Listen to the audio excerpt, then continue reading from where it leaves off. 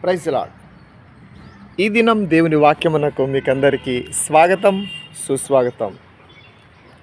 విందు అనేటటువంటి మాట మీకందరికీ సుపరిచితమైనది.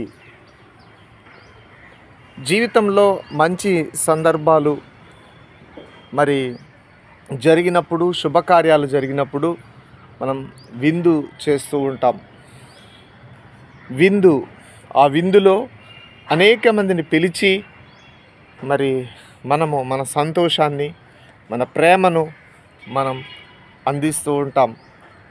దేవుని సంబంధమైన కార్యక్రమాలు పెట్టుకొని, దేవునికి ప్రార్థన చేసుకొని ఆ విందులో మనమందరం పాలు పంపులు పొందుకుంటూ ఉంటాం. చూడండి, ఆదికాండము 19వ అధ్యాయం 3వ వచనంలో తనను రక్షించడానికి వచ్చినటువంటి వారికి లోతు విందు చేసినట్లుగా, పొంగని రొట్టెలు చేసి విందు చేసినట్లుగా మనం చూస్తూ ఉన్నాం. అంతేకాకుండా ఆదికాండము 21వ అధ్యాయము 8వ వచనంలో మనం చూసినట్లయితే అబ్రహాము తన కుమారుడు పుట్టినరోజు సందర్భముగా ఒక గొప్ప విందు చేసినట్లుగా మనం చూస్తూ ఉన్నాం. తన కుమారుడు పాలు విడిచిన తర్వాత గొప్ప విందు చేసినట్లుగా మనం చూస్తూ ఉన్నాం. అంతేకాకుండా యోహాను సువార్త 3వ అధ్యాయంలో కూడా వివాహం సందర్భంగా విందు అనేది జరుగుతున్నట్లుగా మనం చూస్తూ ఉన్నాం. మన ఇంట్లో కూడా వివాహములు కాని వారికి వివాహములు జరుగునుగాక, దేవుడు వివాహం చేయునుగాక. అక్కడ ద్రాక్షరసం అయిపోయినప్పుడు దేవుడు మరలా ద్రాక్షరసమును ఇచ్చినట్లుగా మనం చూస్తూ ఉన్నాం. ద్రాక్షరసము సంతోషానికి గుర్తుగా ఉన్నది, యేసు రక్తానికి గుర్తుగా ఉన్నది. యేసు ప్రభువు కూడా కలువరి సిలువలో మన కొరకు రక్తాన్ని కార్చి ప్రాణాన్ని పెట్టినట్లుగా మనం చూస్తూ ఉన్నాం. అంతేకాకుండా ప్రకటన గ్రంథము 19వ అధ్యాయం 9వ వచనంలో గొర్రెపిల్ల యొక్క పెండ్లి విందుకు పిలువబడిన వారు ధన్యులు అనే వాక్యం రాయబడి ఉంది. గొర్రెపిల్ల పెండ్లి, యేసు ప్రభు వధువైనటువంటి సంఘము పరిశుద్ధురాలుగా, పెండ్లి కుమార్తెగా అలంకరించబడుచున్నది. ఇంకా అలంకరణ అనేది చేసుకుంటూ వధువు సంఘముగా, పెండ్లి కుమార్తెగా సంఘము సిద్ధపడుతూ ఉన్నది. వరుడు యేసు ప్రభు. ఈ ఆధ్యాత్మిక వివాహంలో ఒక గొప్ప విందు జరగబోతూ ఉన్నది. ఈ విందులో మనమందరం పాల్గొనబోతూ ఉన్నాం. ఈ విందులో పాల్గొనాలంటే మన జీవితంలో దేవుడు యేసు ప్రభు మనం కలిగి ఉండి, మనం రక్షింపబడి, ఆయన రక్తంలో కడగబడి, ఆయన మనకు యజమానుడుగా, మనకు దేవుడుగా ఉండాలి. ఆయనను మనం ప్రేమించాలి, ఆయనను మనం అంగీకరించాలి. ఆ విందులో పాల్గొనే వారందరూ కూడా ధన్యులని యేసు ప్రభువు మాట్లాడుతూ ఉన్నారు. ఆ విందులో యేసు ప్రభువు మనకు విందు చేయబోతూ ఉన్నారు. ఆ విందులో పాల్గొనేవారు ధన్యులు అనేటటువంటి గొప్ప మాట వ్రాయబడి ఉంది. అయితే మరి ఒక విందు, మనం చెయ్యకూడని ఒక విందు ఉన్నది. అదేమిటంటే పేతురు రాసిన మొదటి పత్రిక 4వ అధ్యాయం 3వ వచనం, త్రాగుబోతుల విందు. ఈ విందు మనం చేయకూడదు. త్రాగుబోతులు విందు చేసుకుంటారు కదా, అది చేయకూడదు.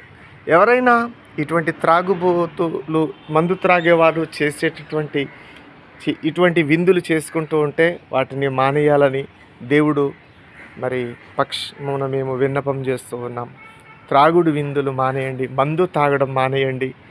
అంతేకాకుండా మనము ప్రభు యొక్క బల్లలో, ప్రభు యొక్క సంస్కారంలో పాల్గొంటున్నాం. అది కూడా ఒక విందు. బాప్తిస్మము పొందిన మనం, రక్షణ పొందిన మనం ఆయన శరీరంలో, ఆయన రక్తంలో పాలు పంపులు పొందుకుంటూ ఉన్నాం. అది కూడా ఒక విందు. దేవుని వాక్యము సుభోజనము. అందులో దేవుని వాక్యం అనేది ఒక గొప్ప విందు. బలహీనులుగా ఉన్న మనకు వాక్యం అనే రొట్టెతో దేవుడు అనుదినము విందు చేస్తూ ఉన్నాడు. అందులో ఆదరణ, నెమ్మది, బలము కలుగుతూ ఉంది.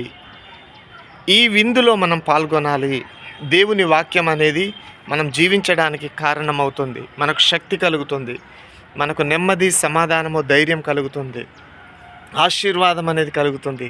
కాబట్టి ఆ విందులో మనమందరం పాల్గొనాలి, దేవుని వాక్యాన్ని వినాలి, దేవుని వాక్య ప్రకారం జీవించాలి. అంతేకాకుండా ఇంకొక విందు మనం చూసినట్లయితే పెంతుకోస్తు పండుగ దినాన పరిశుద్ధాత్మ విందు, ఆత్మ విందు. ఇది దేవుడు వాగ్దానం చేసినటువంటి విందు. తన పిల్లలు రక్షింపబడ్డ తన పిల్లలకు దేవుడు ఇచ్చేటటువంటి విందు.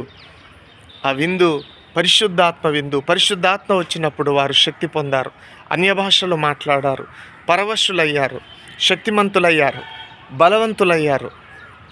పరిశుద్ధాత్మ వచ్చినప్పుడు వారు ఒక అనుభూతిని పొందుకొని ఉన్నారు, దేవునిని పొందుకొని ఉన్నారు.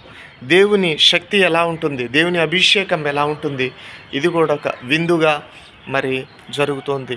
కాబట్టి మనమందరం ఇటు రీతిగా విందులో సంతోషం ఉంది, విందులో ఆనందం ఉంది.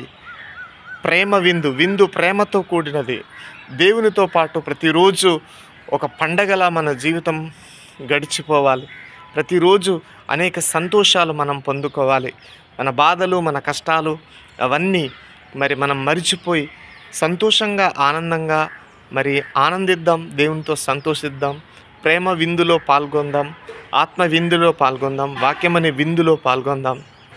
ఆ విందులో ఎంత ప్రేమ ఉన్నది, దేవుడిచ్చే విందు వాక్యరూపకంగా. అంతేకాకుండా ఆయనను మనం పోషిస్తూ ఉన్నాడు, ఆయన చాలా కృపగలవాడు.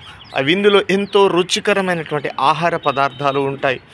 దేవుని ఇచ్చే విందులో కూడా, దేవునిలో కూడా ఎంతో ప్రేమ, ఆప్యాయత, అనురాగము, దీర్ఘశాంతము, వాత్సల్యంతో దేవుడు మనకు తండ్రిగా, దేవుడు విందు ప్రధానిగా, దేవుడు ముఖ్యుడుగా మనకు విందులో గొప్ప సంతోషాన్ని, గొప్ప సహవాసాన్ని దేవుడు మనకు అనుగ్రహిస్తున్నాడు. కాబట్టి యేసుక్రీస్తు నామమునకు సమస్త మహిమ, ఘనత, ప్రభావములు కలుగునుగాక. మీరందరూ ఈ వాక్యాన్ని వింటున్నందుకు వందనాలు. ఈ దేవుని వాక్యాన్ని మీరు షేర్ చేయండి, దేవుని వాక్యానికి మీరు లైక్ చేయండి, దేవుని సేవకు మీరు సబ్స్క్రైబ్ చేసి ఇంకా యూట్యూబ్ ఛానల్ ఎదుగుదలకు మీరు దోహదపడండి. దేవుడు మిమ్మల్ని ఆశీర్వదించునుగాక. ఆమేన్.